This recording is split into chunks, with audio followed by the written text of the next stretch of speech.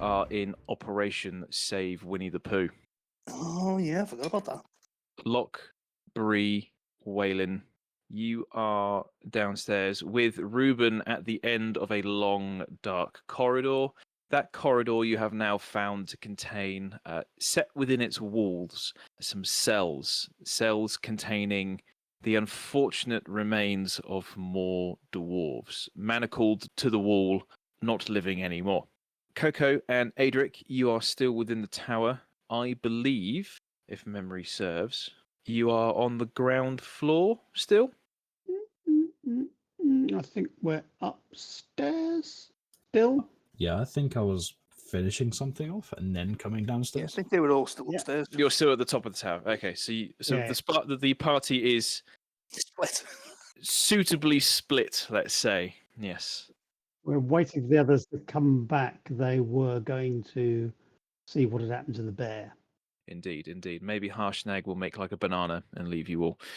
So, let us begin with Coco and Adrick at the top of the tower. Is there anything that the pair of you would be doing going through the personal effects of the now fully deceased Archmage, or setting up anything within this room to make it a bit more homely? I was going to have a closer look at the document I found about rune carving, Sure thing. Okay. potentially be flicking through that and making sure I've got all the bits of it I need, because I don't think he's going to be needing it anymore. Okay. Coco, is there anything that you would be doing? Could I go back to that big painting that guy did? Yeah, sure. All right. So the way it's done as well, is it on like a canvas? So it's sort of got wooden frame, but it's got Yes. Okay. Yeah. It's a tension sort of a canvas frame with the wood at the back, etc. But it hasn't been used for the medium that you would really use a canvas for. So it's still all that charcoal, pencil, that sort of thing. A bit of wax here and there. Okay. I'm a bit of a crafty little crow now. How big was it again? It was quite large, wasn't it? It was up to your waist, but it's quite narrow, Mm. with the depiction of that shaft of light within the darkness surrounding this winged figure with those yellow big eyes. Could I get my dagger and cut along like the edge so that the picture will still be intact and stuff? What I want to do is cut out the wooden frame. Yeah, sure. Okay, you're cutting through. That's very easy to do. Nothing else falls out. The only other thing that fell out was that piece of linen that Bree managed to translate for you that had that poem. And then I'm going to roll it up, keep it with me so I can, again, like my plan, I want to show Loch all this just in case he remembers anything. Can you just add that to your inventory so we can keep track of what we're doing? Perfect. Awesome. All right. So as you're perusing the artisanal wares of the Archmage, stuffing your pockets full of all of its stuff. Now that the artist is dead, maybe you could fetch a hefty price on the black market. We may find out. We turn to Adrick. Adrick, you're sat on your stool, pondering the events of this ghoulish evening, going through the pieces of paper that have been bound together in regards to the the runic carving. Because you've dabbled in this before, is there anything specific you're trying to tease out of the information, or are you really going from top and tail, back and front, trying to extend your knowledge? Or it's up to you, really. What would you like to know? I think I've studied this at the seminary, so I'd know the basics, but I don't know enough to be able to really use it. So when I've tried to carve a rune, it's never done anything. So I'm trying to sort of see, get any hints and tips. See if I've got sort of rune carving 101 or Idiot's Guide to Rune Carving in my hands, or is it something a bit more advanced than that? So because of the room that you're in, the inhabitant that would have been treading the flagstone floor, deep in thought, deep in chaotic thought, let's say. This book actually is rather detailed, and some issues that you've been having in the past, you could potentially practice what lies within these pieces of parchment to heighten your skills. Jumping to the bottom of my notes here. So with looking at some of these diagrams, because again, looking at the pictures is the easy bit, and it is more distracting than looking at the the horrors of those paintings across the room. You notice that the tools that you've been using, yes, have been rather cumbersome. But because of the mentions and the notes, the scribblings, even some of the paragraphs that have been scribbled out, seemingly portraying failed attempts of experiments or uses of certain tools, you would be able to attempt perusing the room to get your own bespoke set of runic carving tools if you spent the time. Oh, okay. So bad craftsman blames his tools, but in this case, I've been not using the right sort. Okay. Well, I think And the analogy of cracking a nut with a sledgehammer, unfortunately, has been applied to you up to this moment in time. So oh, with these so new bits and pieces, you could actually do something a bit better, and maybe Harshnag could help you later on down the line. so are these tools I'm going to have to craft, or am I sort of looking around the room, seeing if I can find some here that are no longer needed? Some of these tools that you see flicking between the pages are these diagrams, these explosions, these. It's almost like some of them do have instructions to build bespoke tools, but with casting a quick eye in these chaotic corners of this room, you do pick out, I'd say, a third of these instruments that are described within the lines of text and paper. So you wouldn't have to Oh. make anything.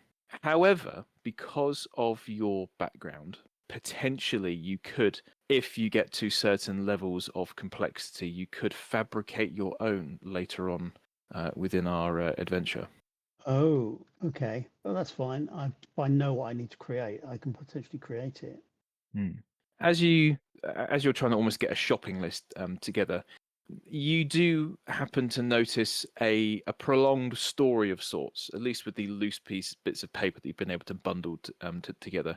Some of these books, unfortunately, have been ruined with the events that transpired here prior to your arrival. It seemed to have been telling a story of someone pushing the boundary of these tests, but with the remaining halves, the thirds of these books not there, you wouldn't necessarily be able to finish this story, but you would be able to use the information within this book to get to a adequate level to finally start seeing the results of your hard work prior to arriving in the room. Okay, fine. I'll probably put what I've got away in my pocket or in a bag or something, and go and pick up spare tools I can see lying around, and see if there's anything else of interest around the room. While I'm doing that, I have a bit of a filter mooch around, I suppose. Going to some of the larger instrumentation in the room that you think is still intact, but you can't be sure. It seems that even though the Archmage is of the arcane nature, it seems almost that this enclave, these group of mages within this tower, have also been pushing the envelope a little bit hard on the art of artification, or known to few as science. And they seem to be blurring the lines between that and the arcane. But apart from that, there isn't anything of note. There does seem to be some direction into trying to apply this to larger structures, but there's a couple of pages missing as you go through this small little stack of paper. Potentially it's fallen on the floor or gone missing recently. Okay, but they've been dabbling in secret stuff, and it's all come back to bite them almost literally, isn't it? Essentially. Potentially. Okay. How long have I been doing all this for? Probably since the group has descended down the stairs. So you and Coco have been able to have maybe another little discussion if you want. Okay. Or to do something else, pondering your own thoughts. I was just wondering how long it's going to take him to catch the bear. But cool. I will stop looking, see what Coco's doing. All right, Coco, you have a fairly happy dwarf with all his new tools and shiny toys. That's very cool. I think I have my new entrepreneur adventure coming along. May I ask if it's relevant? Do I still have like any form of parchment or other like bits of paper lying around that I've carried with me the last time I did the map at the Citadel? Probably nothing as large as what you were provided with, but there would be larger sizes of A4 in this room that you could maybe patch together. Okay. Could I scour for A4, then maybe A3 size Yeah, stuff? yeah. You can find all that. Cool. Yeah, I'll go find that.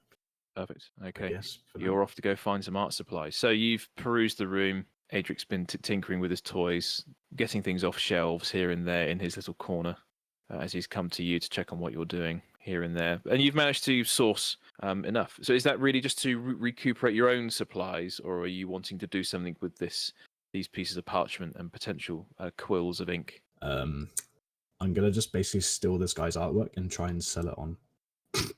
Right, okay. Yeah, sure. Not a problem. Okay. Put in your inventory contraband or something of the... It's not technically stealing. Well, Isn't it? I know. I think misappropriation of any kind is stealing. We descend the stairs. We go through the darkness of the ground floor, down the steep staircase that has been revealed by the shifted bookcase. We descend to the shaft of darkness, and there stands Weylin, Bree, and Loch. And at the end of this tunnel, it's that pinprick of light. Loch, you can just make out your furry friend sat within the recessed alcove, this door frame, presumably another door to one of these cells that you have now just found the grisly remains within. Who would like to go first? No, so he, if I recall, he's about 60 feet away from you. So you can, well, obviously you can talk to him. But I think Bree and Weylin may think you're a madman doing so. But you could safely shout down the corridor if needed.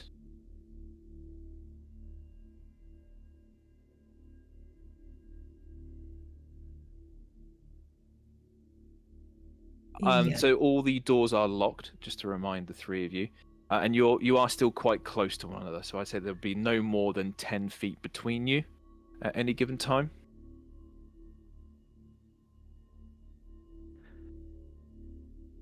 Weylin will follow, looking into each of the rooms as we pass them. A couple of the rooms, Weylin, as you shine your torch, you pass your torch over the porthole, casting the light within. A couple of them do mimic the same as the first that you looked into. A manacled dwarf to the wall, the remains of which you could not make out the features of said dwarf, unfortunately. Some seem to be dressed within traveller's clothes, whereas the remaining are dressed within the burgundy red robes. Some do have more ornate pieces of fabric. You can just pick out in some of them. Maybe there's like a gold thread here and there within the collar. But it does seem to be a mixture of dwarves, which, as old as this place is, either these people have done something really bad or naughty, or maybe crossed the line, let's say.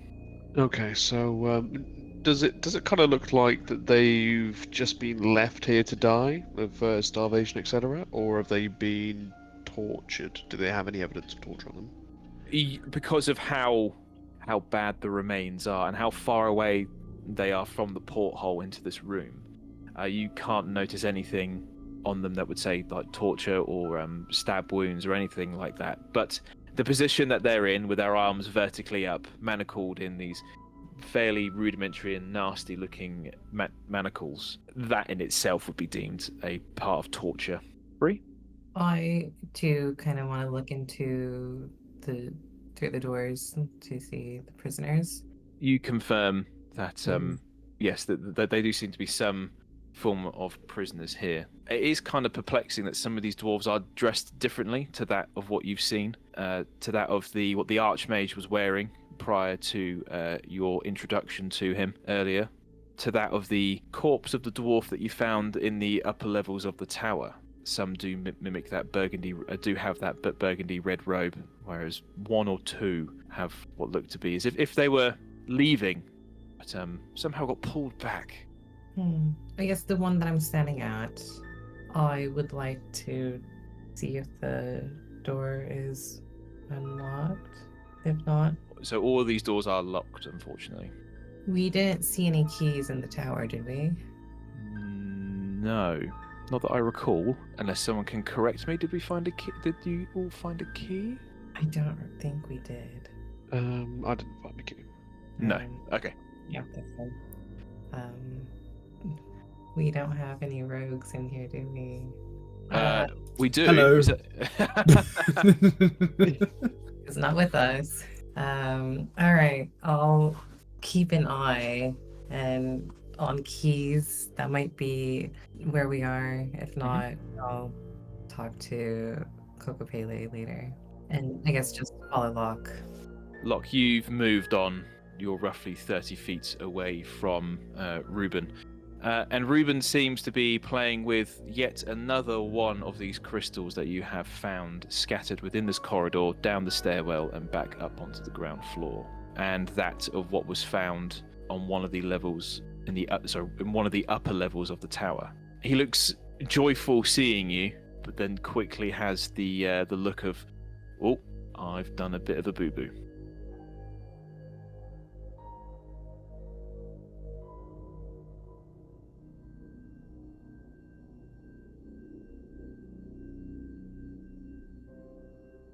Okay, so this door does not have a lock, but there does seem to be a slight glow coming from this room. You peer in, and there is a large circular room that extends out. And the only reason why you can pick out this shape is because on the far end, on two of these pillars that would potentially be supporting the ceiling high above, have what look to be these blue incandescent torches dimly lit within some sconces. But there is nothing else within this room that would draw interest. However, as you try and look through the porthole down to see where the floor is or see how the forefront of this room is, you can't help but look as if a large black shaft emerges in the floor. Yeah, this seems to be where that draft is coming from. You can feel a breeze come through the porthole from this room.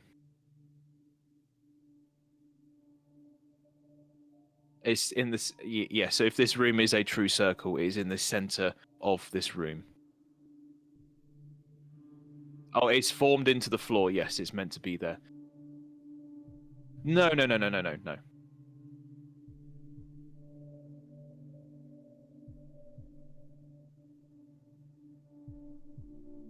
He gets up and he sort of kicks with his paw one of these crystals that hits your foot, your shoe.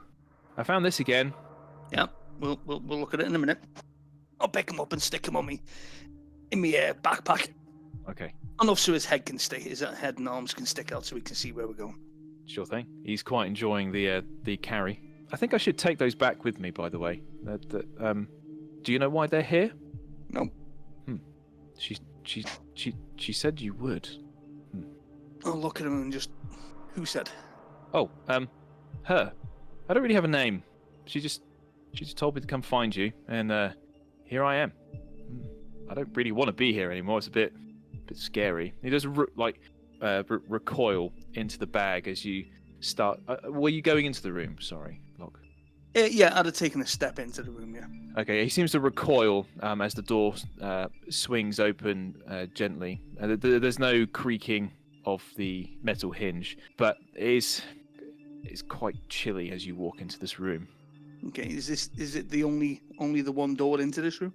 There does look to be only one door. You can't see anything on the far side of this circular room. You do make out that there are, as you take one or two steps into this sort of smallish corridor before it emerges into the main body of the room, there are a further two pillars that seem to carry on encircling this pit. These pillars stretch up from the floor into the ceiling. Okay, but the passageway we've came down has literally led straight here, and the only ways off it so far have been the rooms that we've encountered that had people locked up inside. Yes. Okay. I'll turn around to Bree and Weylin. Like, have you seen this place?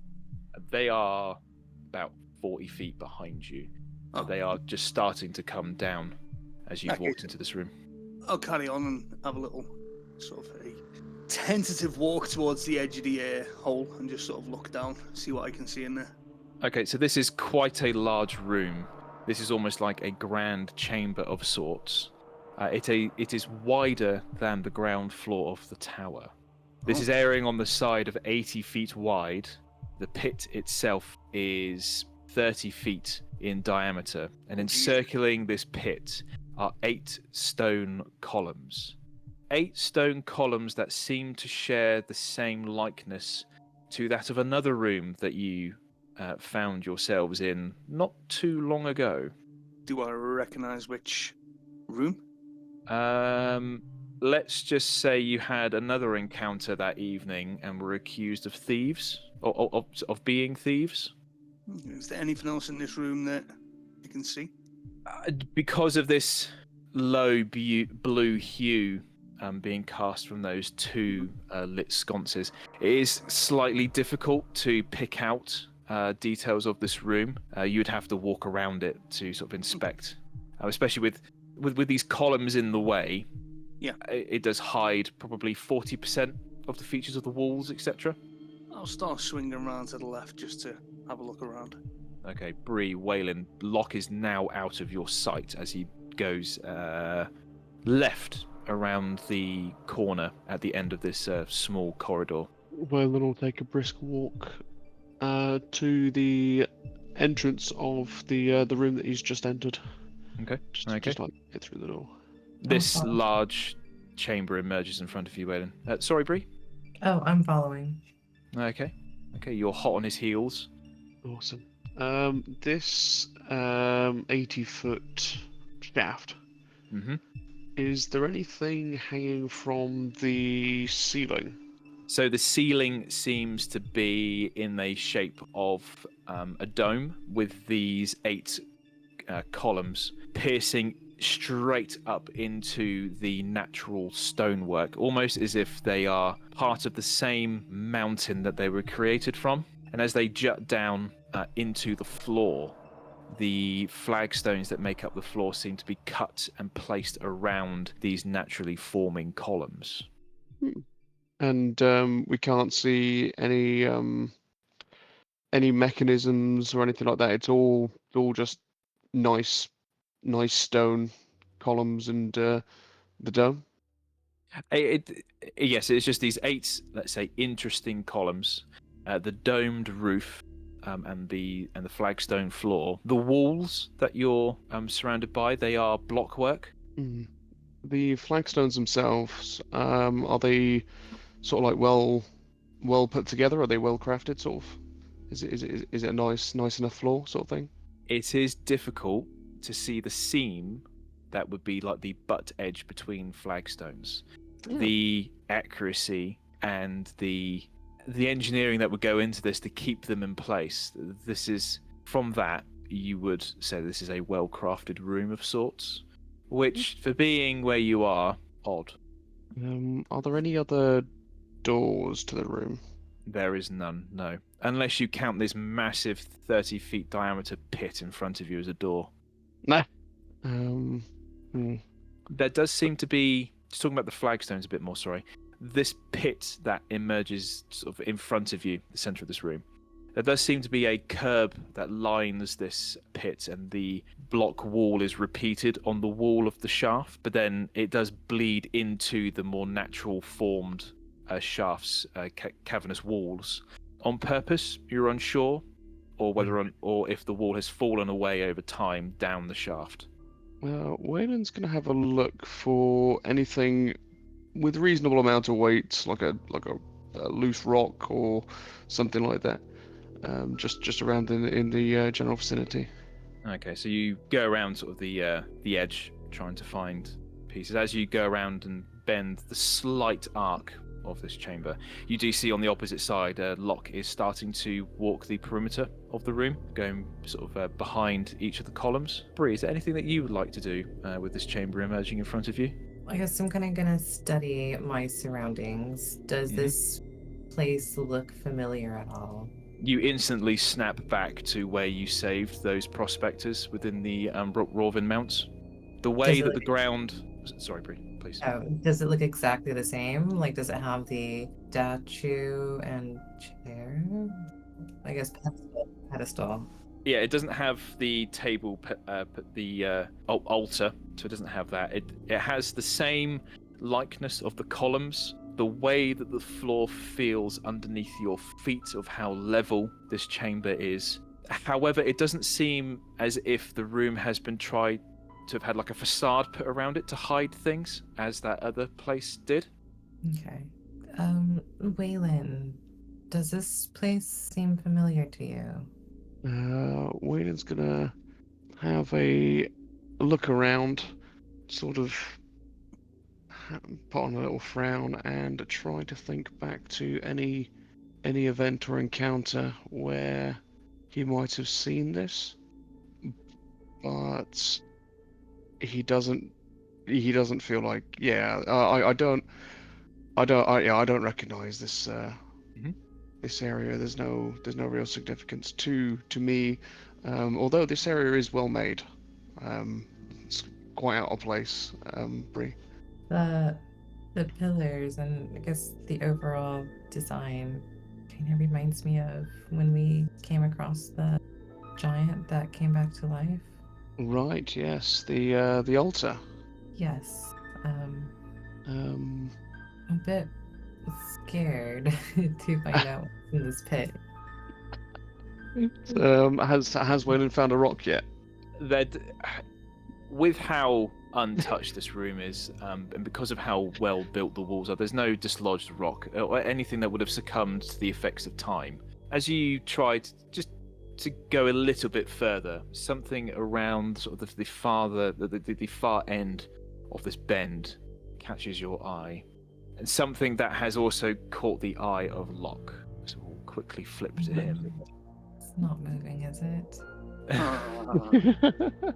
Loch, as you have walked across this room around its circumference, with the discovery within the corridor of those scratches in the wall, you can't help but notice that there are multiple scratches within the columns, within the floor, just in the near vicinity of what looks to be charred remains of dwarves in robes, one after the other, in an orderly fashion, almost equidistant, placed within the centers between these pillars.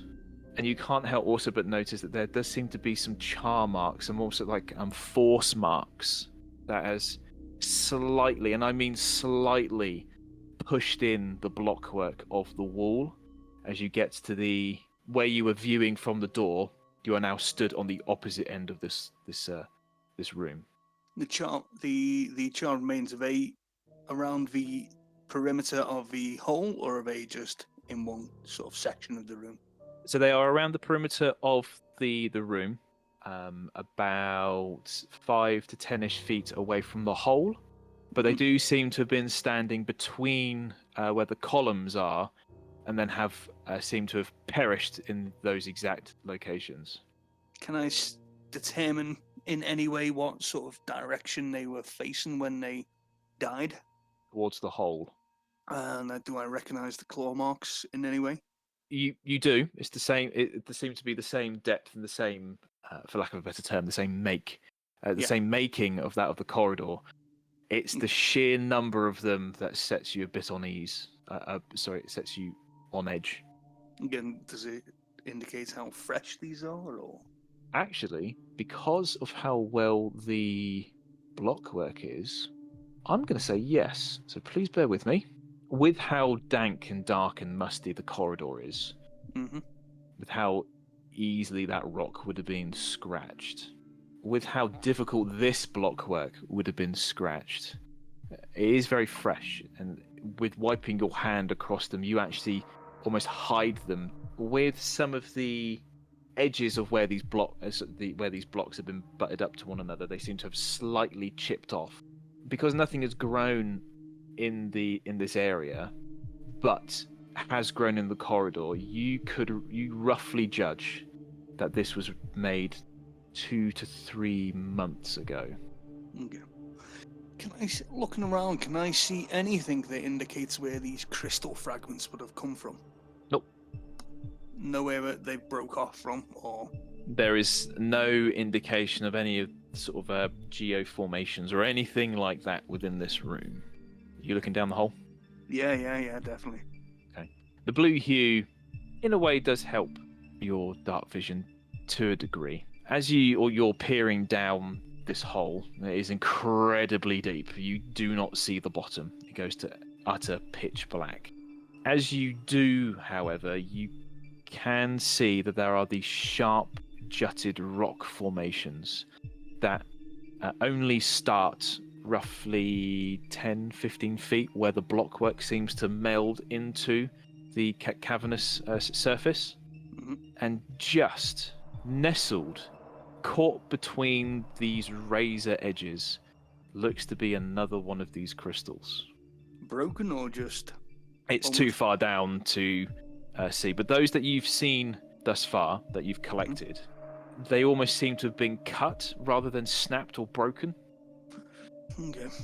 I'll turn around. Is either Bree or Weylin anywhere near me at the minute? Yep, so Bree is almost on the opposite end that you are, so you can have a clear view of her. You do catch the glimpse of Weylin walking behind the columns, looking for something. You can reach up to one of these torches, FYI, if you wanted to. Yeah, I'll pick up one of the torches. Okay, so expecting this to be hot near your head and everything, this is cold to the touch.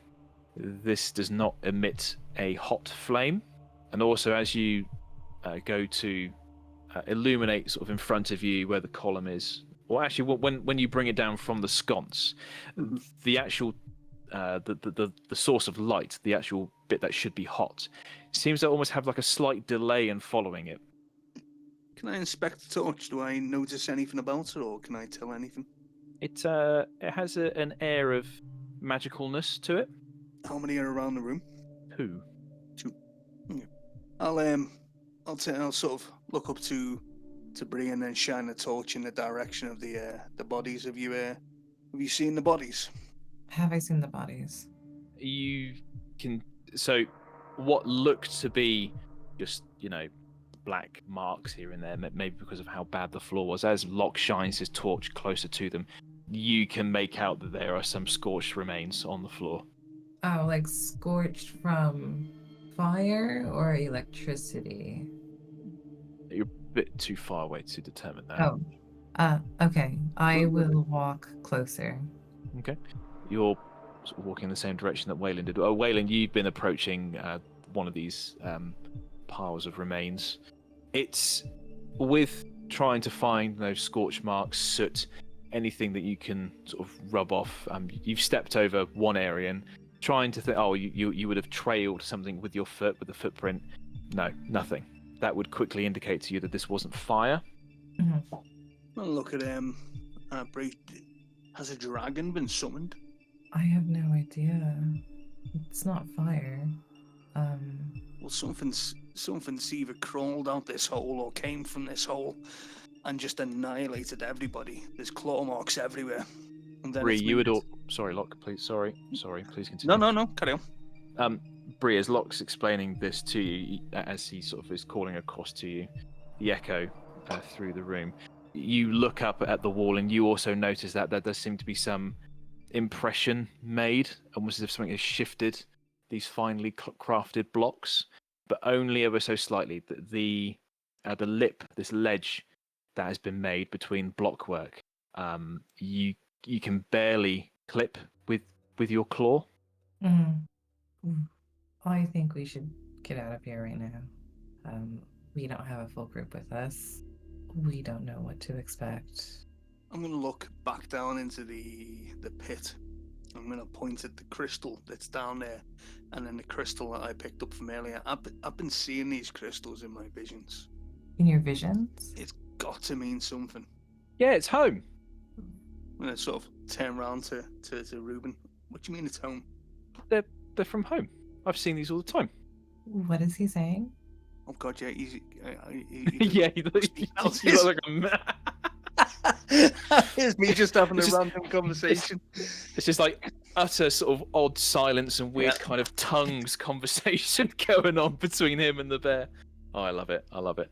I look around. He's just said they're from home. What home are you talking about? At the big forest home. I have to go through a bush to get here for some reason. It's a bit weird. She won't explain it to me. She says I'm not old enough to understand. Adults. But yeah, that's how and for some reason I come in your bag and I don't really get it. I'm rather confused. So when you leave me, you go to this home. Yeah, it's great. Much warmer. I'm gonna look around to Bree. There's a whole in-depth conversation I need to have with this little elusive guy. Maybe he is not the place.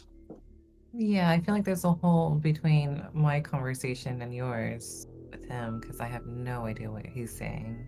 It would appear that when he leaves me, he seems to be going to another place. And when he returns to me, he comes to me through my bag. However, at this other place, there is a lady that he keeps on referring to that has sent him to me or tried to lead me somewhere to something about these crystals. Well, I think she's a lady, but yeah, she speaks fondly of you. Haven't you had dreams with the lady? I've had dreams with thinking a it? lady. Yeah. The same. Yeah. I need to speak to that bear. Should we make our way back to Adrick? Yes, I think that would be good. Yeah, I'll look around to Weylin. Were you looking for some kind of shrapnel to just throw down the pit? Oh, Have we lost? Blake, you there, my friend? Have your headphones died? Hang on, I'll send him a message. I think he may have been talking. Oh. Oh dear. I mean, I was going to suggest a really morbid thing, so it's probably best if he's not here. I think I would have a very angry work colleague if we did that. Push him in the hole. Go on. I Do it. wasn't going to push him. I was going to suggest one of the charred remains just sort of drop. Oh, Oh, do you think I was going to push him? I did. Shout out when you hit the bottom. I got my phone on me. Sorry, everyone. Bear with. Well, while we're waiting, I'll turn to Bree. There's two ladies. I mean, he could be referring to if it's the two women that I've seen in my visions. There's the one that keeps on appearing, asking for help, and then there's the vision of a woman that I haven't seen for a long time. that was your tutor. It was, yeah. Do you know who the other woman is? I don't know, or at least it hasn't clicked or registered who she is. While we're talking, I'm going to quickly rummage in my bag and drag out the book that we got morphed into, and flick to the picture of Felival. Okay. And hold it up to the bear. Is this the lady you referring to? Who's that? I'll close the book. Okay, yep, that answered that one. Is the other one? Okay.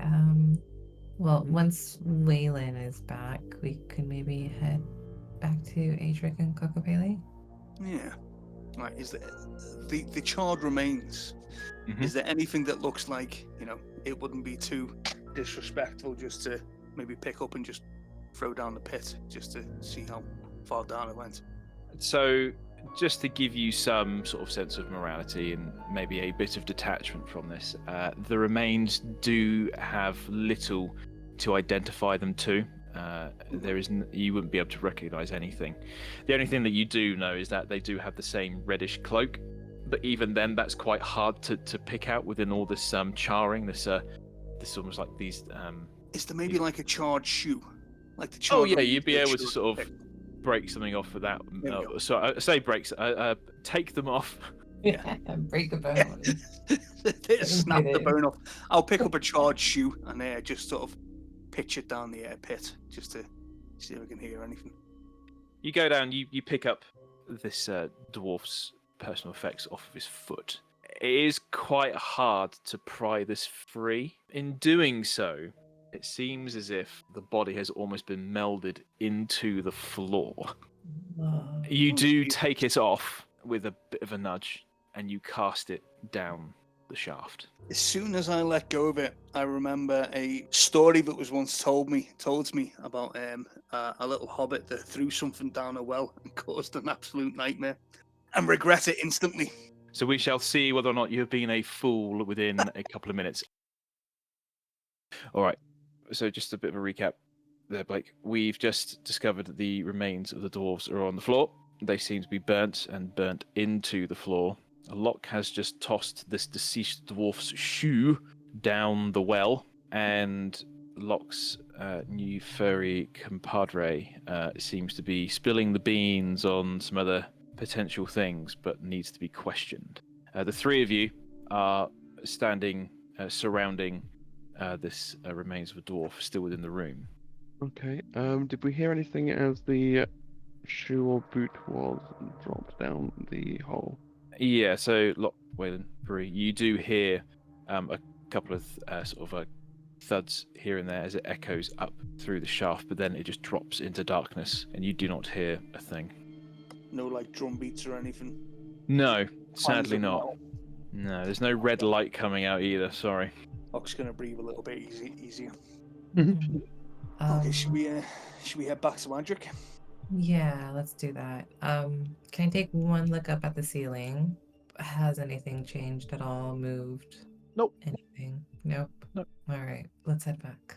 You start to move back through the dark corridor, moving past the cells that contain those remains, and you have come to the bottom of the stairwell that will go back to the bookcase. And you can see the moonlight illuminating through the doorway, the passageway, as you start to ascend the stairs. Quite difficult, actually, with no handrail here and there. You've had to sort of grab onto the side. But yes, you managed to make it up, and you are on the ground floor. Harshnag is not outside, just to remind you all. He has gone off to find somewhere else to sort of sleep, keeping a watchful eye on the tower, of course. I thought he was gonna put a rock against the entrance at the door after I asked him to. He seems to have forgotten. Okay, I see. Thank you. I guess we should look for Adrick and Kokopelli. They're gonna be up in the tower again, do you think? I think that's where we said we were staying, wasn't it? Yeah, I think so. All right, Okay. let's head up. Yeah, start heading up. Okay. Yeah, we're not follow. Adrick, Coco, you are in the main chamber. It's been some time since the other three of your party have departed. I would say for good 15, 20 minutes. Was there anything you'd like to be doing in that meantime? A little conversation here and there potentially, or? Don't think so. Okay.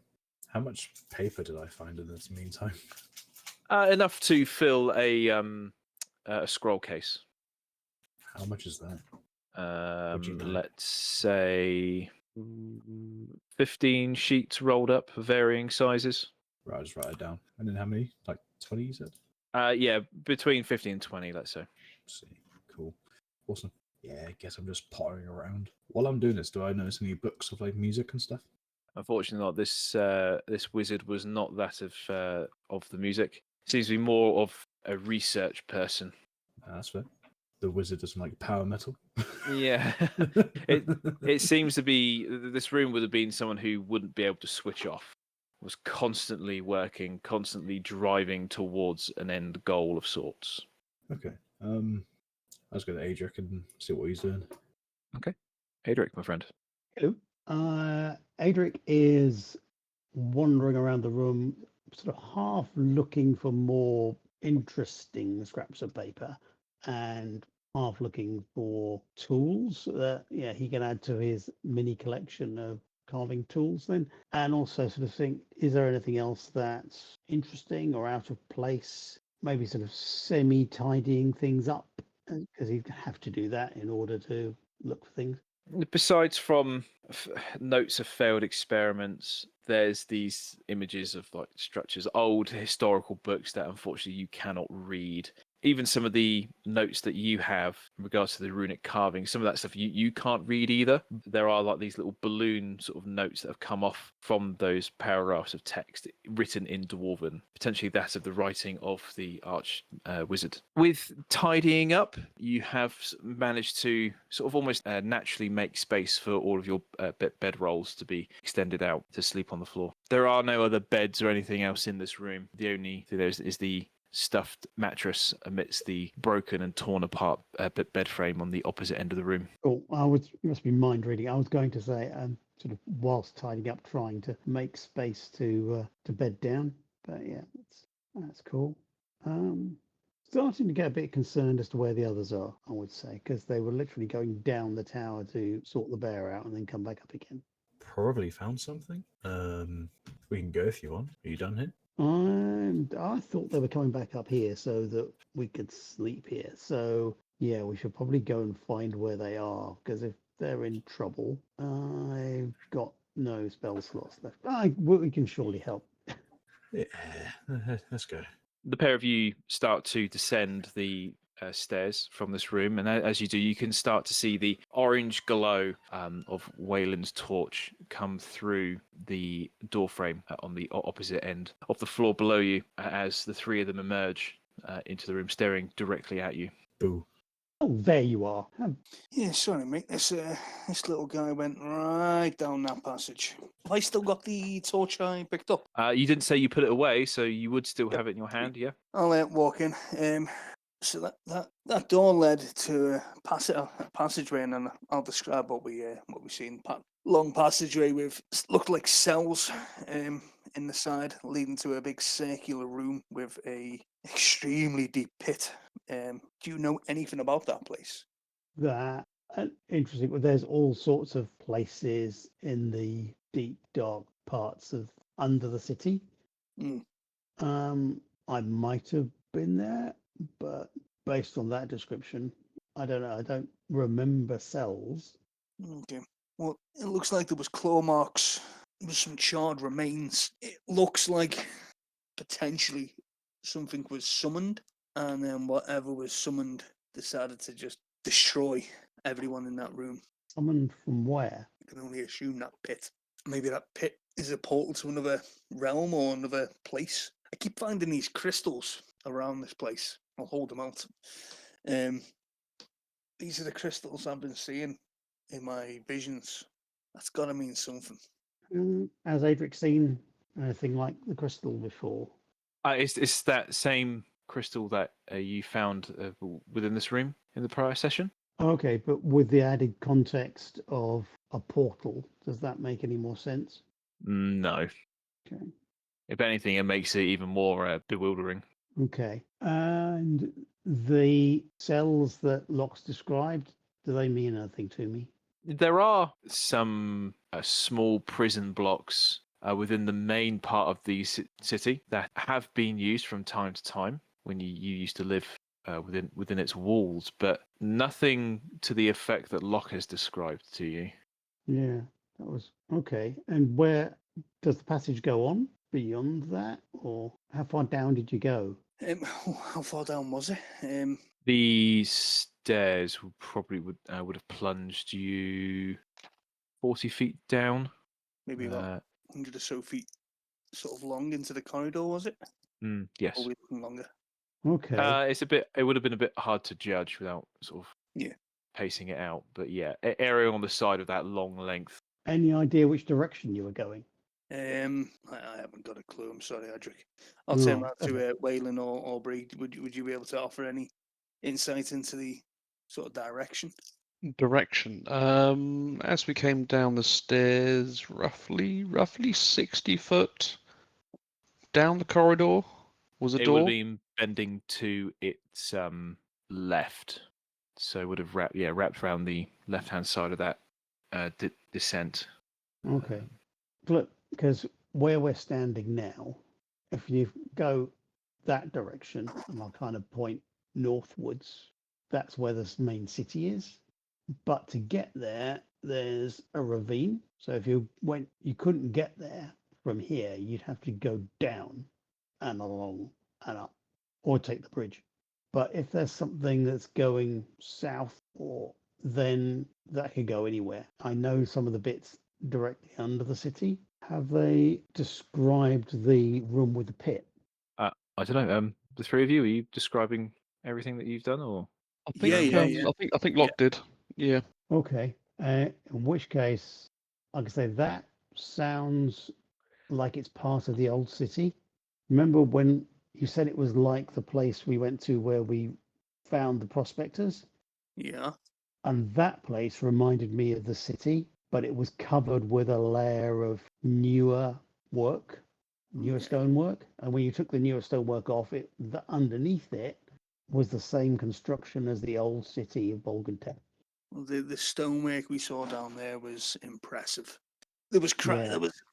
craftsmanship that I haven't seen before. Right. So that says it's the same as the old city of Bolgantek. And that means it's probably connected with it somehow. Mm. But it's the other side of the ravine, or should be. Well, we can go down again in the morning after a bit of rest. See if there's anything that we can see with fresh eyes.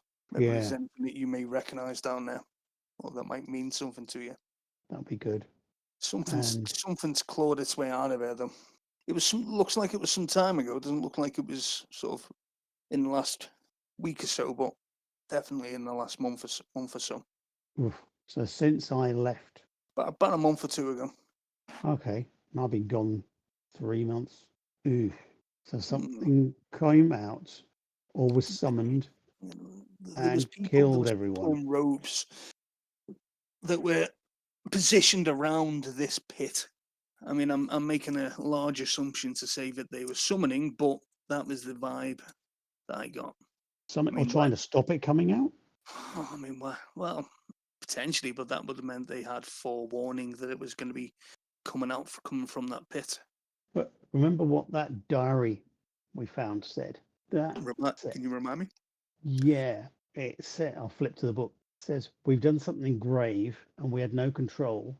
Several miners have been lost to the beast within the cavern we broke into. We tried to go back to retrieve the potential survivors. The Fireforgers sealed the entranceway against the Archer's orders. And What do you think? They found this hidden door behind the book place, and then I don't know what awoke whatever was inside. But what about the bodies in the cells? There's bodies of people that have been held captive in those cells. well, I know you said they weren't tortured, or you couldn't tell if they've been tortured, or maybe they just starved to death if they were locked up. Why would they be locked up? Well, you get locked up if you've done something wrong, Yeah, to be or locked up for your health. So maybe the Fireforges were so displeased with the people who'd. Yeah, but why would they lock them up in the same chamber that they're saying is so sinister? Don't know that it's sinister, do we? That door was open as well, wasn't it? You got into that room. That door, yeah. So the door to where I'll look back at to Reuben, where Reuben had gone. Yeah, that door was slightly ajar. Yeah, he's got a fistful of trail rations, by the way. He's munching. So the cells are all locked up with dead bodies in them. Yeah, but these torches were still lit, and I'm going to wave the torch.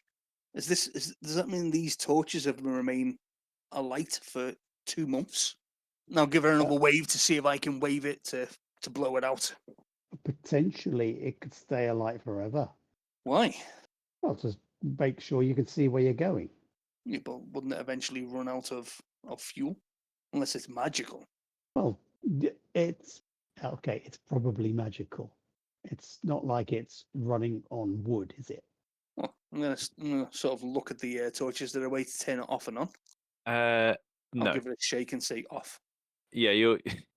No, you try and wave the torch out. The air doesn't seem to be blowing it out or snuffing the flame. It does. I'll lean over and touch Loch's dagger and go, light. So the dagger lights up. Ta-da! Magical light. Yeah, well, how to turn it off? Or is it just permanently on? Well, that lasts as long as it lasts, but you can make certain types of magic permanent. Yeah. And if you don't want to be constantly going into a room and casting a light spell, then Yeah, but what if you wanted to? You needed to turn off the light, extinguish the light. That's what I was looking for. I'll turn off the light on Loch's belt. I must admit, you are lighting this room up like a bloody lighthouse. I must admit. Yeah, that's what I mean. If we want to go to sleep, are we gonna have to stick this outside? Oh, that torch that you currently have, Loch, isn't particularly the brightest of torches. Potentially because of how much arcane energy it has to use to keep its prolonged life. But even if you were to sort of snuff out some of the candles that have been lit in the room, just to give some light to where you are, and the torch that Weylin currently has aloft, and the lantern that Coco has lit on the opposite end, it would probably illuminate this this room, but not necessarily enough that you would feel safe walking around it without being very, very cautious of where your feet go. Okay, sound. I'll sit down and take off my pack, put it down, remove the bear from the pack, and try and limit the damage as to how many snacks and food he's rummaged through. Yeah, you've lost one trail ration. Just give him a dirty look. He's just got a mouthful of nuts. He's like, yum. Okay, are we settling down here for the night? I think so. Do you think we need to keep watch? You've left the door open to an unknown pit underneath us. Okay, I'll take first watch. Okay, I'll take second. Let me just quickly write this down because I'm going to forget this. All right, so we have Loch first, Weylin second. Who's next? I'll go. I can. I'll Fight take for Paul. I'll take Paul on that one. Okay, cheers, Awesome. Adrick. Then Coco, do you want to go next? Yeah, go for it. Okay, then that means Bree is last. Okay. Is there anything else that anyone would like to do before you start to hit the hay? I do. Okay. I sort of get Loch's attention and I rummage through my bag, just get these pictures out again. I sort of ask him about these visions and he's now referring to them. And I'm like, oh, okay, this could be some. Do these look familiar to you? And it's just showing him these shadowy figures. One being, let's say, it goes from badly drawn to then a lot better. And then this final piece, I guess, from what all this madness has shown, I remember you saying like cat eyes, the shadowy figure dragged you here. Is this it? Do I recognize anything from the pictures? So within the chaotic charcoal drawings and sketches that Coco is laying out in front of you and explaining certain nuances to each that he's found, when Coco has explained to you that the whole cat eyes, etc., these are strangely more familiar to you of maybe an owl, especially with how wide and how sort of yellow they are. But it is slightly unnerving to see the multiple slitted pupils that have been very carefully positioned within these golden regions of its eyes. It's a bit too difficult to determine what type of being, beast, or thing this is, especially with the wings being so different from one side to the other. The other piece is... Sorry, Loch, please. I should say, do they remind me of anything from my visions or from what I've seen in my dreams? No. Okay. So I'm just double-checking that pile of notes. No, it does not.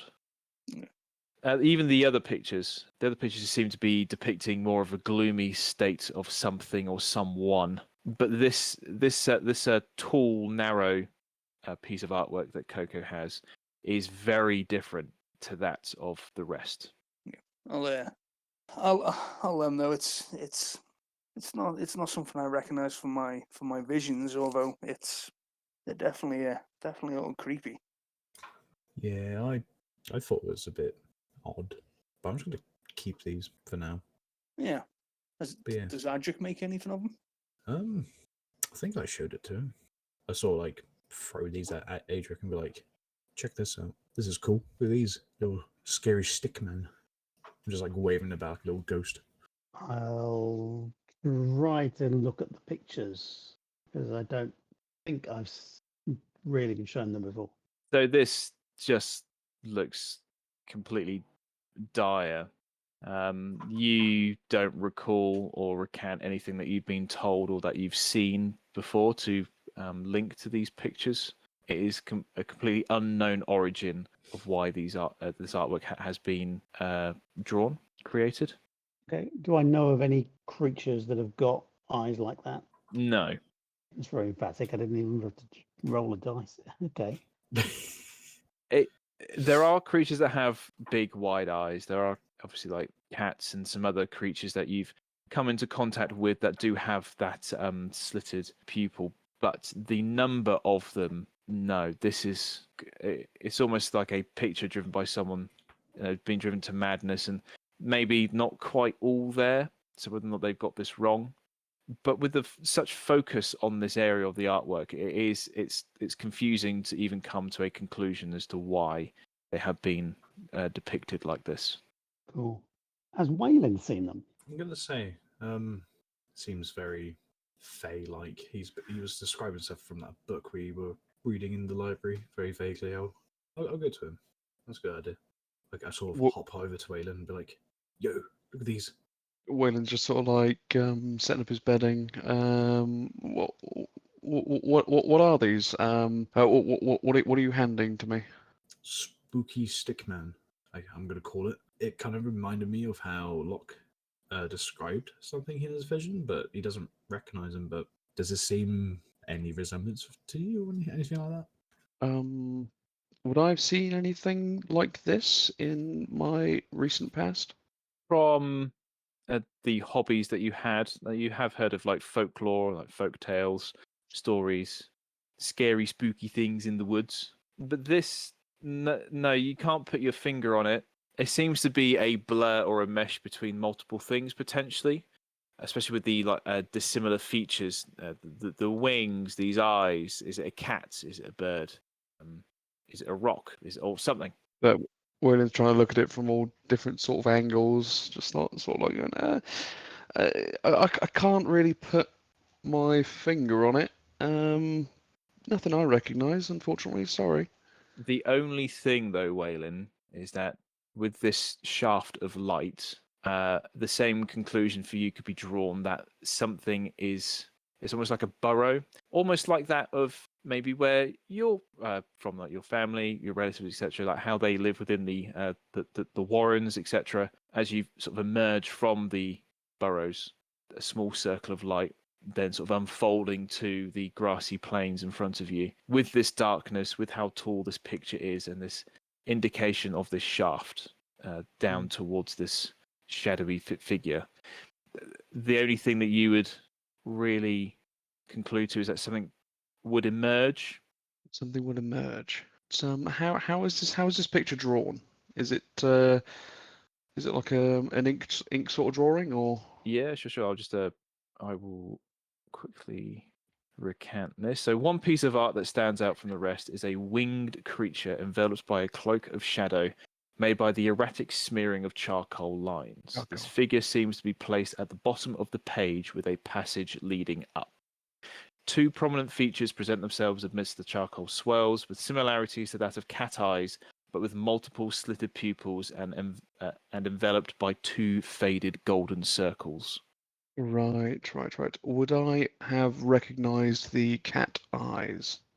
At first, if you were just to glance at the paper, you would say, "Oh, it's cat eyes." But either side of this middle pupil, there does seem to be some very particularly drawn additional slitted pupils. So maybe this is something from the deep dark, the underdark, some weird abomination, or of someone's own imagination. It's you're not too sure. Okay. So they wouldn't draw any resemblance to the eyes that I saw that brought me here. That would have come right to the forefront. Right.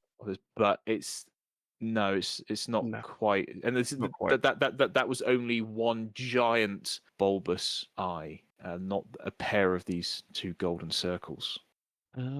It's a very ominous drawing, but yeah, I can't really put my finger on it, unfortunately.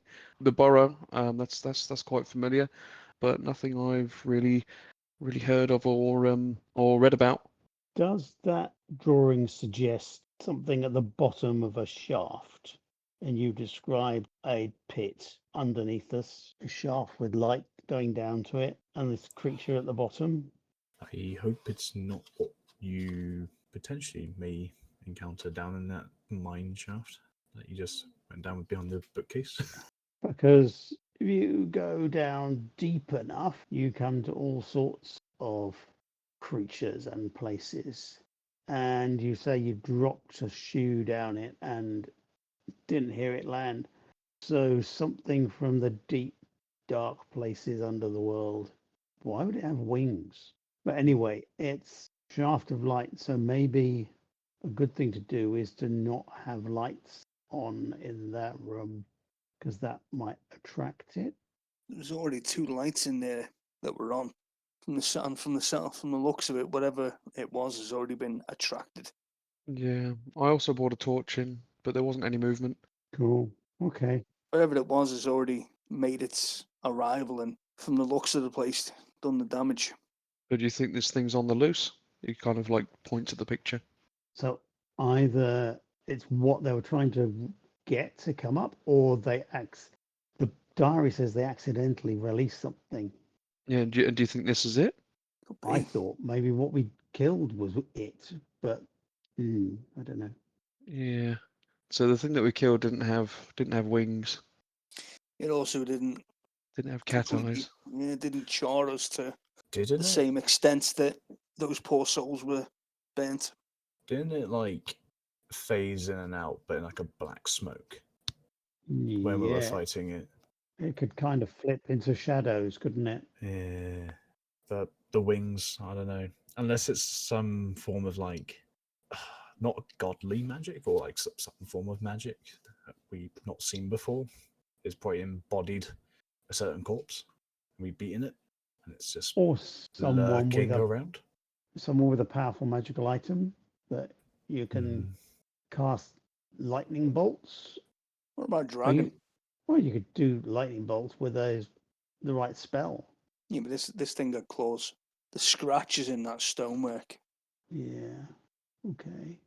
Greater demons can usually create lesser demons as well. So what we thought was probably a creation, but I think we should be awfully wary. Yeah. If we're gonna rest in this room, we should probably try and barricade it. Yeah. We have one way in and one way out, other than the window, and one scroll of fly. As you talk about the windows there, Adrick, and maybe cast your eye around the room, this multi-leveled room that you're in with those wooden walkways and stairs and circling around, some of the windows are actually within your reach and you can actually look out across, just to make you aware. Okay, and as I notice that, I will go over to the window and have a look out. What can I see? Okay, all right. Just whilst Adrick has departed the group to go up these stairs, is there anything else that everyone would like to do or continue to discuss briefly? No, once we all start settling down, I'll be starting my conversation with Ruben, but just due to the fact of how insane I look when I talk to him, and he answers sort of telepathically, I'll wait until everyone's starting to rest and go to sleep. He nods, and as he nods, he slumps to his bum and just falls over and rolls onto his back, just dazing out. Bree, would there be anything that you'd like to do? I'm gonna go over my notes, specifically over the journal that Adric translated, about the sage that kept notes for the last couple days before he died. Sure thing. Yeah, the journal of the dwarf that you found Yeah, underneath all the rubble. Yep, sure. yes. Mostly because he mentioned something about geodes. Yes. So on the 5th day of the second 10-day Kythorn, that's when the geodes are first mentioned. Yeah. But he also mentions within that paragraph that there are a couple of the senior sages that have been selected to leave on an expedition. And they were the third band this solstice to depart. And then he complains about the work being too more difficult now there are a lack of hands around the place. But he has said that the samples that he was given for this task set upon him were of some great quality, but he was unsure of why and what they were and where they would probably end up going. Yeah, try to have a think of what I could make from this and if I could, I guess, draw conclusions, but I don't know where I'm going. to be honest. All right. We'll have a little ponder of that soon. Weylin, my friend. Wayland's going to wait for Adrick to return to the room. He's gonna ask Adrick to make him some arrows. Right, okay. Not a problem. Coco, apologies. Have you said what you would like to be doing? Is this during the watch hall right now? Just whilst Adrick has gone up to the window that he can get to. Everyone's kind of bunkering down for the night. I guess I'll start making my little bed area. So I'll sort of slumber down with everyone else. But I'll also, while sleeping, I'll keep those little pictures out and a plain A4 bit of paper and start like slowly drafting a sketch. Okay. On my little watch. Sure thing. That's what I'll be doing. Okay. As all of you are waiting for your dwarven comrade to come back, you hear the creak of the stairs that he takes up to not the first, but the second set of these landings. Adrick, you peer out of the window and you can see the familiar sight of your home city. You can make out the temple in the background, recessed within the mountainous face atop that upper plateau of the settlement. You can see the great fissure bisecting the city in twain. You can see the large, impressive granite block walls that surround the city, giving it an impenetrable defense, protecting those within. You can't help but notice that the bridge that you mentioned just now, in the middle of the bridge, right at the apex of its crest, the middle of its crest, there looks to be a rather large barrier, a wall of some sort. All this rubble, all of this debris pushed to the middle, going from barricade to barricade, edge to edge, blocking ease of access across from the lower to the upper regions of the city. With the moonlight picking out more of these features across the city, you also can't help but notice that the main pump house that gave the irrigation to the crops on the fringe farms outside of the city walls, as well as the fresh water that the manned pumps across the streets were fed by. This has been utterly destroyed, crumpled, demolished. You also do not see any form of torchlight around the city streets. You would have expected in the time that you have lived here that there would have been these street lanterns lit at certain areas. Not all of them would have been lit to conserve the lantern oil, which was quite difficult to make or procure in this this hard to reach region of the spires, but nothing can be seen within the streets of Bolgantek.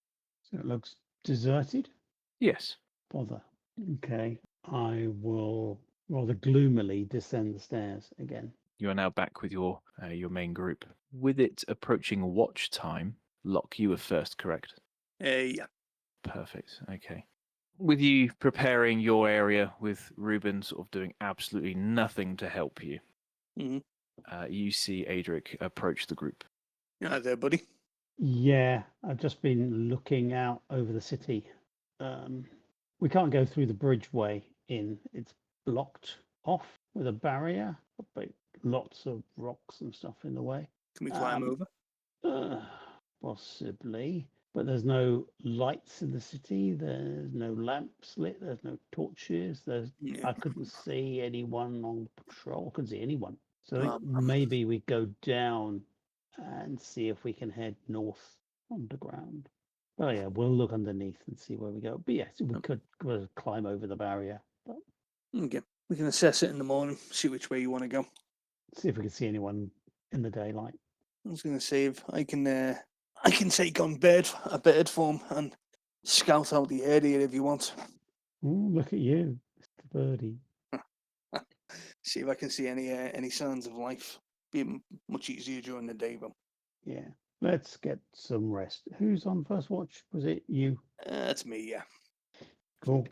I will catch you later. Okay. Adrick is now preparing his little bed area. So just going down the chat here. Adrick, is there anything you would like to do before you go to sleep? I've had a request from Weylin to use my channel divinity to create some weapons for him. Am I able to do that whilst I'm on watch, or is that something I have to do as a dedicated task? So this was Artisan's blessing. yeah. The thing that you can create can be something that is no worth than 100 gold pieces. As part of this ritual, you must lay out metal, which can include coins with a value equal to the creation. The metal irretrievably coalesces and transforms into the creation at the ritual's end, magically forming even non-metal parts of the creation. The ritual can create a duplicate of non-magical item that contains metal, such as a key, if you possess the original during the ritual. So it's not your channel divinity. I believe what you did earlier was fabricate, which was a spell. Yeah, so this, I don't want to fabricate it. I just want to create a non-magical item that's worth only a few coins because he wants some arrows. Fabricate's like for bigger things, isn't it? Oh yeah, see chapter 5 equipment in the player's handbook for examples of these items. Okay, yeah, sure. So as long as you have the monetary value to make such items, no more than 100 gold pieces in total, yeah, sure. But it will be an hour. It cannot be classed as part of your rest because this does take quite a lot of concentration.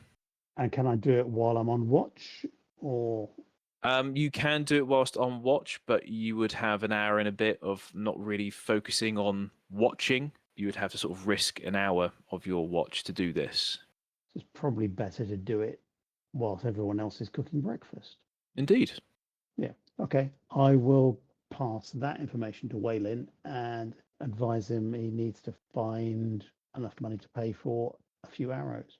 Yeah, Waylon will give him the money, and yeah, it's absolutely fine to do in the morning. Yeah, it's no issue. Yeah, good. Thank you. We'll do that when we need to. Don't do that now because I'll probably forget about you spending the money. Okay. Okay. Yeah.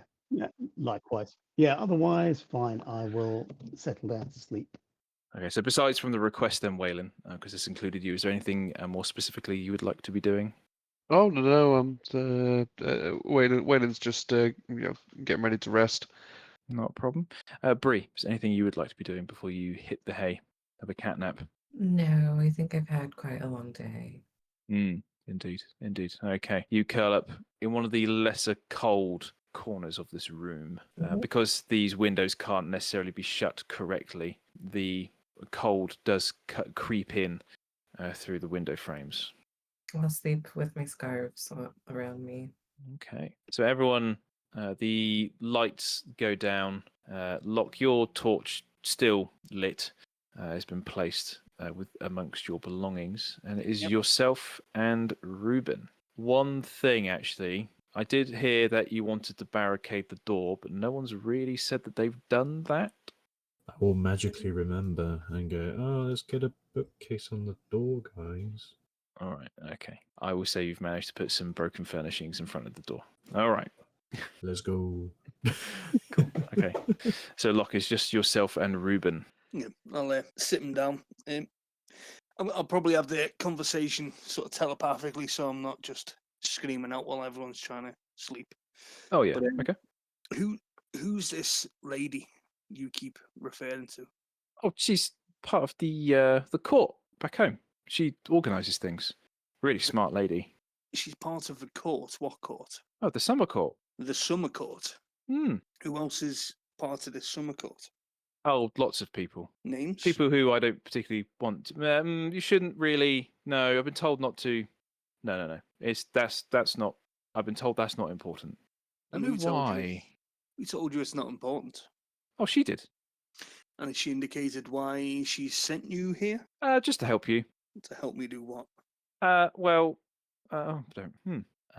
Maybe sort of that second opinion, I guess. I don't know. You helped me, so I guess I have to help you. Second opinion on what? Just on things. It's always nice to talk to someone. No, I agree.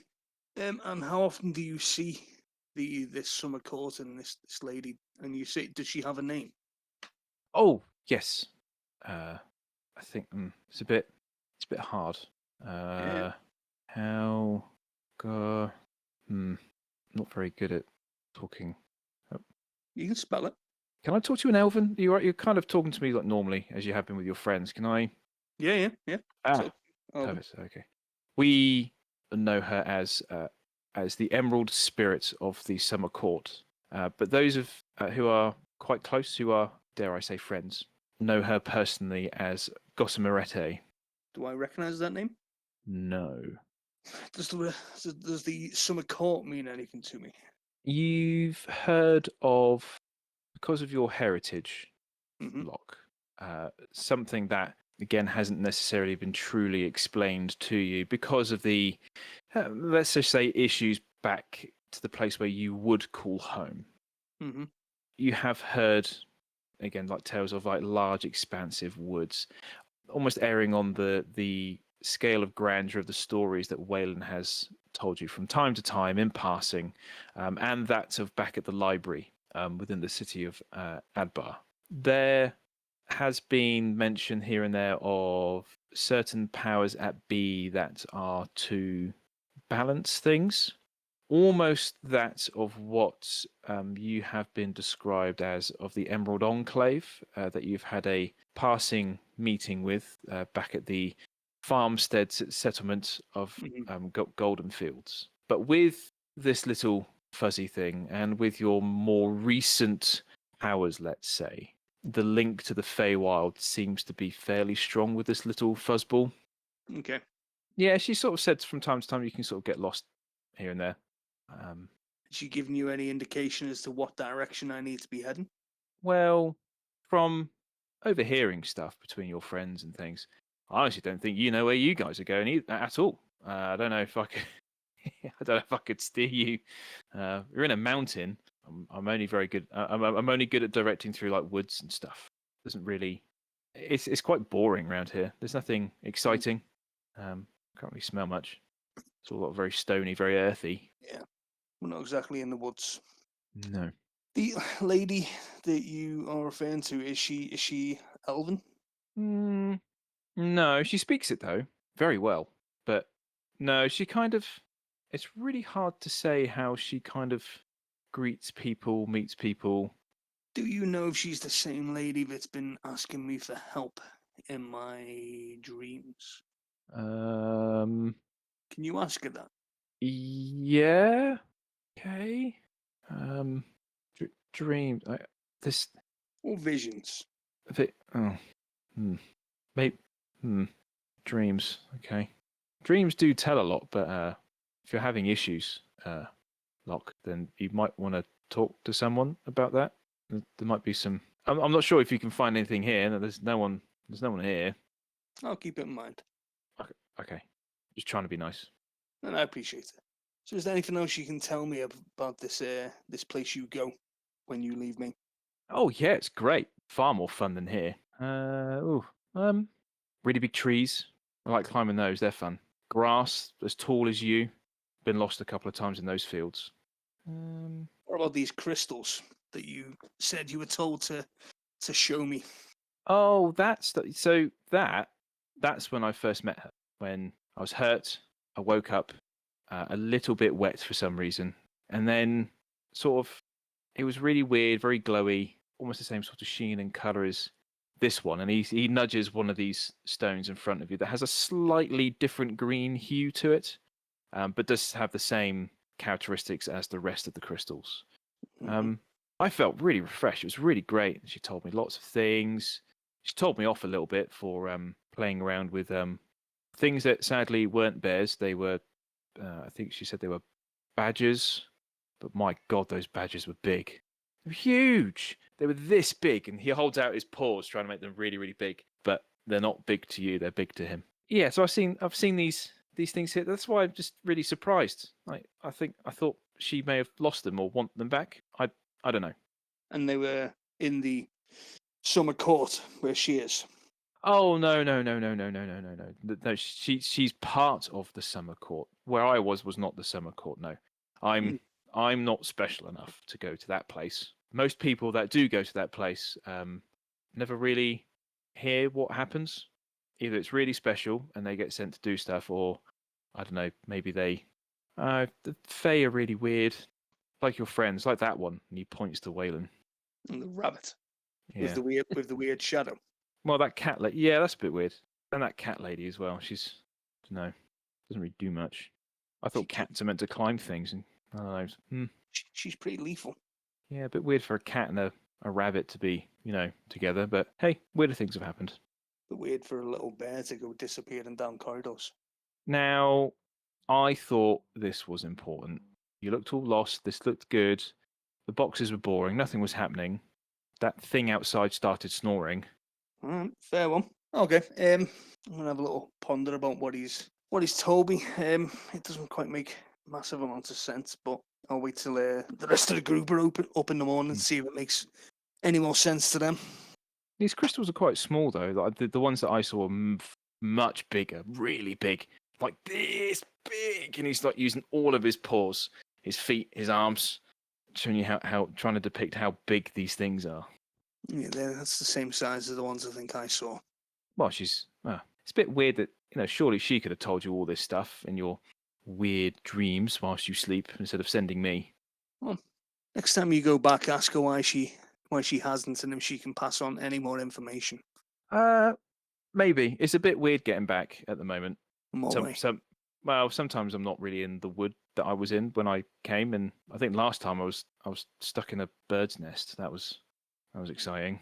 It's almost as if, like, I know where I want to go. I've been told to go this way, that way, do this. And he goes off some weird kind of tangent. And he says, then I do this bit, but then it doesn't work. And I don't know why. Well, if you come across her again, then be sure to ask for theirs if I can have more information. I'll try. Sometimes she doesn't meet up where she's meant to. Or maybe I'm not in the right place. Oh, I may. Oh. Maybe you went wandering somewhere where she wasn't expecting. Yeah, maybe that was it. Maybe it was the short, big trees, not the big, tall tree. Oh. He's scratching his head, confused. Okay, well, you get some rest, and we'll carry this on in the morning. Okay. Do you want me to stick around, or are you? No, you can go if you want. See if you can bump into this lady again. Okay. I'll let him off ski. Cool. You do a few bits and pieces here with your personal effects, and you catch sight of him in your corner of your eye, sort of maybe grabbing some more trail mix from your bag, attempting to sneak it out. You hear the clatter of the seeds across the floor as it comes, as it falls out of his maw. And as you go back to setting out your bedroll and starting to get some bits and pieces ready, just to do what you can for a watch in this room, or to look outside, or do whatever you can to protect your group. You thought you had a tab on the little guy, but you see, as you look back towards your bag, you just see the lid, the cloth top, sort of just almost as if the bag sort of slightly deflates. Okay. And he's not there anymore. Your watch has kind of begun for the last 10, 15 minutes of this conversation that you've been having and pondering what Ruben has been telling you.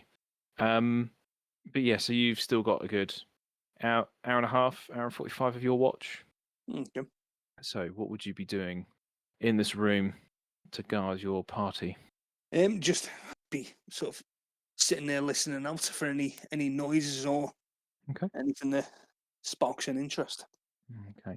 Besides from the wind whistling outside and the flap of a piece of cloth here and there from the battered and torn furnishings, your watch does go uneventful for the most part. Cool. It's now time for the next person on our list, which is Weylin. Hello, hello. Hello, hello, hello. Wayland's just kind of slightly dazed, rubbing his eyes. Finally gets up, to then slouch in another location, just by the door. Okay. So with Loch now in bed, with you assuming your position, is there anything sort of more specific you'd like to do for your 2 hours, or are you really like just trying to keep an ear down the stairwell? He's trying to keep an ear, for the stairwell and anything that might be going on outside. He's got slightly more sensitive hearing, so he can sort of do that. Definitely. He's sort of thinking about the eye that Mm-hmm. that he saw before coming to this plane.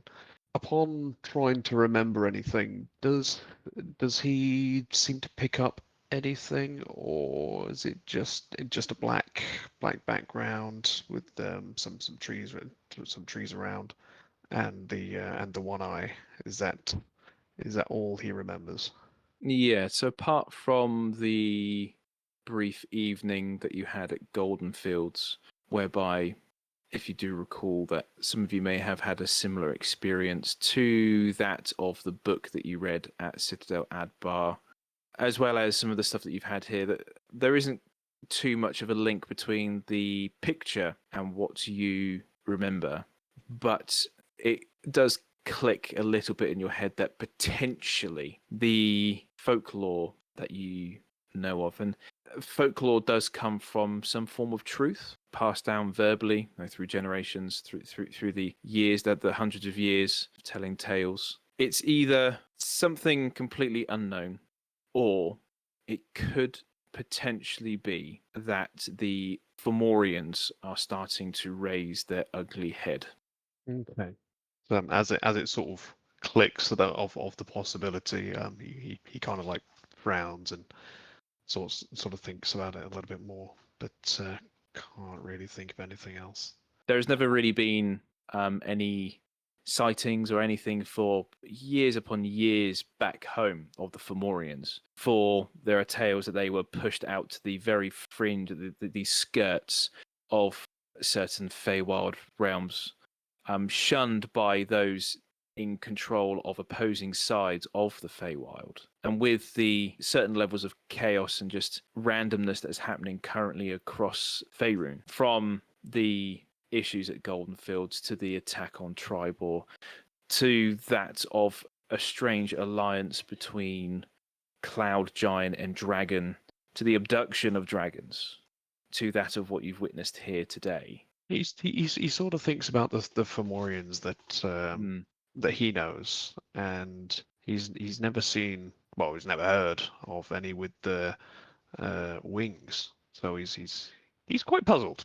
He's quite puzzled. With your keen hearing, with keeping an ear to the stairwell and keeping an eye out the window, stepping gingerly up the wooden stairwell, your watch goes uneventful, except for that possible link that you've made to, maybe a little bit too on the nose saying this, but to the giant kind in the Feywild, the rumoured giant kind in the Feywild, to that roam the lands of Faerun.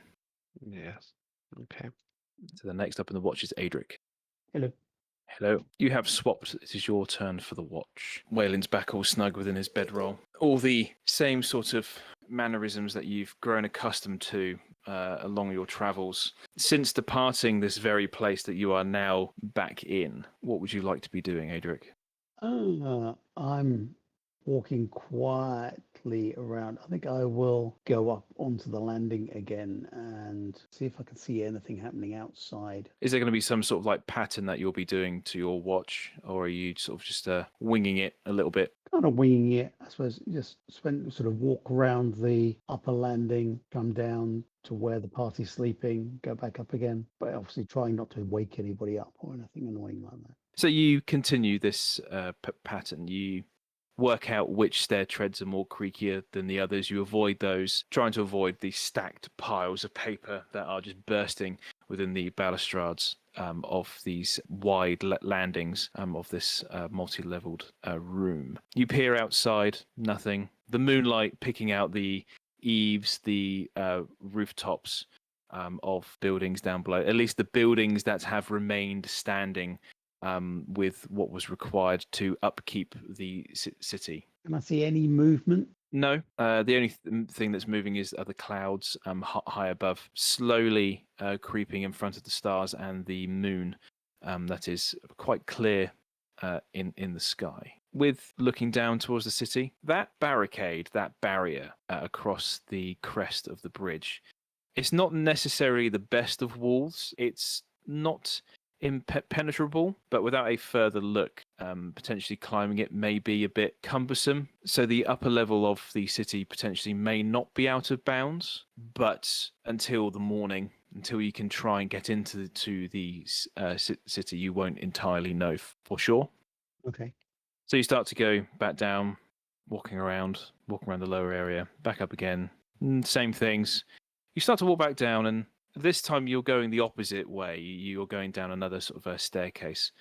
Down to the lower levels, and you go past a table. This table seems to be, ransacked in the same way that the other items in this room were, but you can't help but notice that there are more notes with the same depictions of those diagrams, the same manner of scribbling out certain sentences and paragraphs and other things in almost like red ink, red pen, red quill, that seemed to catch your attention. I'll stop and have a look. You're flicking through these reams of paper, trying to piece together certain paragraphs and text, and a lot of it seems to be written in a different language. As you start to flick through maybe the third stack of these pieces of paper, it's almost like a flick book, kind of real quick checks, anything regarding tools that you're trying to add to your new collection. There seems to be a section regarding body parts. It's not very clear or concise, and again, without knowing the language that's written on this paper, you know what language this could be, but you can't speak it, unfortunately. It is a form of giant, intermingled with some other bits and pieces here and there. It does have that rather ornate writing, that same ornate writing that was found on that linen, fell from that picture frame. But unfortunately, you may have to have the scholar of the group look over these reams of paper when she is awake. Okay, I'll gather up the bits of paper and take them down to next to where I was sleeping. So whilst you pick up what you can and bring it down, you think you may have got the right sort of towered section of this pile of paper. You check on everyone to see what they're doing, and everyone is quite sound asleep, at least those that have been asleep longer than those who have had the watch prior. You go back to do your rounds. There's 2 windows you can peer out of. One looks out towards the temple, so on the upper plateau, and then on the other side of the tower, on its mirrored face, you can see to the lower plateau. Both windows you can see the barricade from. As you pass the first one, nothing. The familiar sights. You can see the farms in the distance. You can see the path to the quarries that lie north of the city, used for the fairly inferior blockwork trades that have been used to try and prop the buildings back up. And as you go across, keeping an eye out for any more bits of interesting pieces of paper and parchment and books lying around, you go past the other window, kind of maybe losing track of concentration. But there seems to be a light, but you move past the window frame before you can really concentrate on where that light came from. What would you like to do? Well, the obvious thing to do is to step backwards and have a look through the window again. As you look through the window and concentrate, you wait there 10, 15, 20 seconds, ensuring that this wasn't just a dream, with how tired you are and maybe a bit of exhaustion's creeping in. As you were about to give up, you actually see a movement of a torch within one of the alleyways of the lower plateau area near where this barricade is. And one by one, you see 4 other torches emerge from other alleyways, vault over this barricade, and they all seem to be going towards the main entrance of the city. The giant door that, I don't think you've really described the walls themselves, but there is a way of getting in that required the doors to be opened, with all these fancy mechanisms. These torches just seem to disappear through an open gap of these 2 large doors at the forefront of your city.